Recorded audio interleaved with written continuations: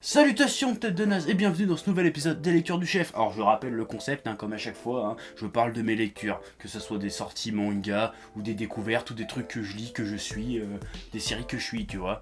Voilà. Et aujourd'hui on va parler de 3 mangas, Ajin, Dilemma et Daisy. Et tu peux cliquer sur les petites images pour aller directement au manga qui t'intéresse. C'est pratique. Et on commence par Ajin, tome 1 aux éditions Kléna.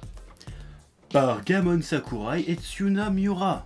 Ouais. Il y a des années, des immortels ont commencé à faire leur apparition parmi la population. On les appelle des Ajin. Ils ne semblent pas représenter une menace, mais sont quand même méprisés et pourchassés par les humains normaux, car leur corps valent une fortune. Des années plus tard, au Japon, le jeune Kei découvre qu'il est lui aussi un Ajin après s'être fait écraser par un camion. Et comme tout le monde l'a vu ressusciter, il est un peu dans la merde. La police le recherche, des badauds veulent le capturer pour toucher une prime, et surtout une mystérieuse organisation enquête sur lui. Dans sa fuite, il est aidé par son ami d'enfance. Kei va devoir en apprendre plus sur sa nouvelle nature tout en échappant à cette chasse à l'homme. En gros, c'est ça l'histoire. Eh ben c'est plutôt vachement bien foutu ce tome 1. Ouais.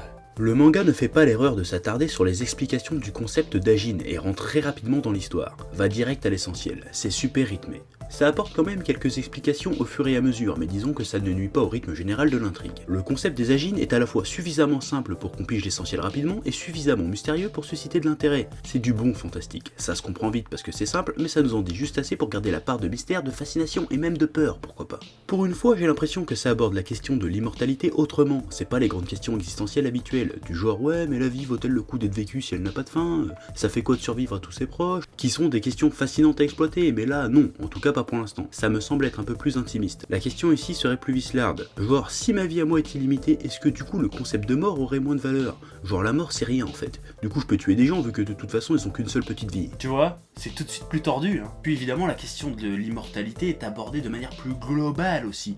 Est-ce que la mortalité définit notre humanité quelque part? Si on devient immortel du coup, si on n'est plus soumis à la mort, qu'est-ce qu'on est du coup? Tu vois, c'est le genre de choses qui fait qu'un manga est bon, c'est pas l'originalité ou les idées ou quoi que ce soit, c'est les thèmes abordés, tout ça, c'est ça qui est important, parce que en soi, des immortels avec des stands, ça s'appelle Dio Brando, ça existe déjà, tu vois, mais on s'en fout, parce que c'est bien abordé, le thème, les idées, tout ça, c'est bien présenté, c'est intéressant, c'est ça qui compte. Bref, j'ai très hâte à Ajin tome 2, parce que si ça garde cette qualité qualitative, moi je te le dis direct, ça sent le classique ça. Ah ouais, ça c'est moi qui te le dis, j'ai le nez pour ça, je te le dis. Ensuite on continue avec Dilemma tome 1 chez Glénat, écrit par Hajime, le gars il s'appelle Hajime, il a pas de nom de famille, et Tatsuya Toji.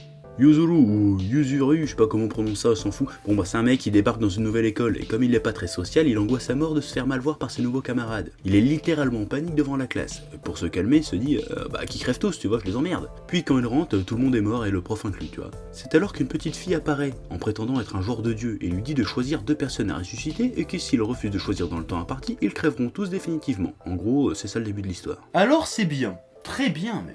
Bon, le coup d'une journée scolaire normale qui vire au jeu chelou fantastico-horrifique, c'est devenu plutôt courant ces dernières années, mais bon, ça reste très bien. L'idée de prendre un gars social qui prend jamais de décision et qui s'affirme jamais et de le forcer à choisir qui doit vivre ou mourir, c'est plutôt bien vu. Ça rejoint un peu Ajin sur le thème, la valeur de la vie et de la mort, tout ça, mais c'est peut-être plus métaphysique, vu qu'on parle pas mal de Dieu et tout ça. Bref, c'est plutôt bien foutu, bien construit, bien raconté, plutôt original aussi dans le concept, mais... parce qu'il y a un mais quand même. J'ai un peu peur pour la suite, parce que les mangas concept c'est bien, mais là tu piges assez rapidement le délire. En plus il s'agit pas d'énigmes, y a pas de bonne réponse ou de stratagème à dévoiler, c'est juste un gars qui doit faire un choix. Et l'enjeu et la problématique de ce choix est toujours la même, s'il change pas ça, ça risque de devenir vite chiant. Autre point, mais là je vais peut-être te gâcher le manga, enfin je vais pas te spoiler dans le sens propre du terme, c'est-à-dire je vais pas te raconter ce qui se passe, mais je vais peut-être te faire remarquer un truc qui fait que tu vas plus du tout rentrer dans le délire, mais on va voir. Le gars doit choisir parmi des inconnus qui doit vivre ou mourir à chaque épreuve, et la seule chose qu'il risque dans le jeu, c'est la culpabilité d'avoir laissé mourir quelqu'un, tout en sachant que de toute façon il y en a forcément qui crèvent à chaque épreuve. Mais la leçon semble être que de toute façon toutes les vies se valent, alors peu importe qui vit ou qui meurt. Du coup, qu'est-ce qui empêche concrètement le gars de dire à la meuf vas-y t'as qu'à les buter, j'en ai rien à foutre de tes conneries, tu vois? C'est ça, tu vois où je veux en venir ou pas? Bah je pense qu'il va falloir attendre pour voir comment ça va évoluer, mais c'est bizarre cette histoire. Mais sinon, c'est très bien, si t'aimes les mangas qui aiment se prendre un peu la tête niveau stratégie, un peu genre Death Note ou d'autres trucs du genre, c'est très bien, donc vas-y, je pense que ça va te plaire. Ensuite, nous avons Daisy aux éditions Akata par Eiko Momoshi. Quelque temps après la catastrophe de Fukushima, la jeune Fumi vit dans l'angoisse et la peur perpétuelle des radiations. Avec ses 3 amis d'enfance, elle essaye tant bien que mal de retrouver une vie normale, comme avant la catastrophe, notamment en reformant leur groupe de musique, Daisy. Sauf que la réalité étant ce qu'elle est, tout n'est pas rose à Fukushima. Non, c'est plutôt vert fluo. C'est voir ça brille dans la nuit, tout ça. Ouais, j'ai même pas honte de cette blague. Et qu'est-ce qu'on a pensé de Daisy? Eh ben c'est plutôt intéressant. Contrairement à Je reviendrai vous voir dont j'ai parlé dans mes lectures précédentes, qui abordait le drame d'un point de vue extérieur, c'est-à-dire un Tokyoïde qui découvrait l'ampleur des dégâts, ici on s'intéresse plus au drame du point de vue des habitants. Mais on cause pas des habitants qui ont perdu leur maison à cause du tsunami et du tremblement de terre. On parle de ceux qui n'ont pas directement été touchés mais qui subissent quand même les radiations de la centrale. Du coup on sent bien l'impact que ça a eu sur les habitants au quotidien et c'est très intéressant. Au travers des 4 personnages principaux, le manga parvient à traiter de très nombreux aspects de la catastrophe, que ce soit psychologique, économique ou social. Ça le fait sans partir dans des explications compliquées, c'est vraiment centré sur les doutes, les interrogations des personnages. Le côté tradition et héritage propre à la culture japonaise est aussi abordé. Genre, à quoi bon léguer une terre souillée, de toute façon les gens se tirent et il y aura personne pour prendre la boutique. Genre même pour trouver du boulot ou un mari c'est chaud, c'est genre ah tu viens de Fukushima? Ouais non j'ai pas envie de me faire irradier tu vois. Il y a l'air d'avoir une espèce de ségrégation vis-à-vis des gens de Fukushima et c'est assez hallucinant je trouve parce que entre ce qu'on nous raconte dans Je reviendrai vous voir que je parlais dans l'émission précédente et ce qu'on nous raconte dans Daisy, c'est quand même hardcore quand même ce qu'ils font les japonais là avec les gens de Fukushima. C'est pas très gentil tout ça là. Bon et là tu te dis sûrement ouais tu critiques le Japon mais si c'était arrivé en France ça serait pas mieux, on ferait pareil, nanana. Là je dis non, ça c'est de la médisance. Pour une raison c'est que déjà en France on peut pas être irradié. Non, parce que les nuages radioactifs ils s'arrêtent à la frontière en France. On peut pas se faire irradier, c'est pas possible. C'est pas configuré pour. C'est impossible, on est protégés nous.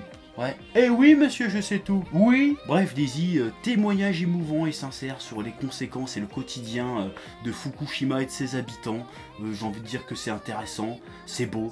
Veut dire que tu te sens impliqué dans l'histoire, c'est stylé quoi. Voilà, ça c'est bien. J'ai même envie de dire que c'est tout à fait bouleversif. J'irais même jusqu'à dire que c'est tout à fait bouleversifiant. Ouais, j'irai jusque là, monsieur. Oui. Voilà, c'est tout pour cette 5e lecture du chef. J'espère que ça t'aura intéressé. J'espère que les ouvrages que je t'ai présentés t'intéresseront. Bah, si t'intéresse pas, c'est pas grave quelque part. Hein. Mais bon, voilà.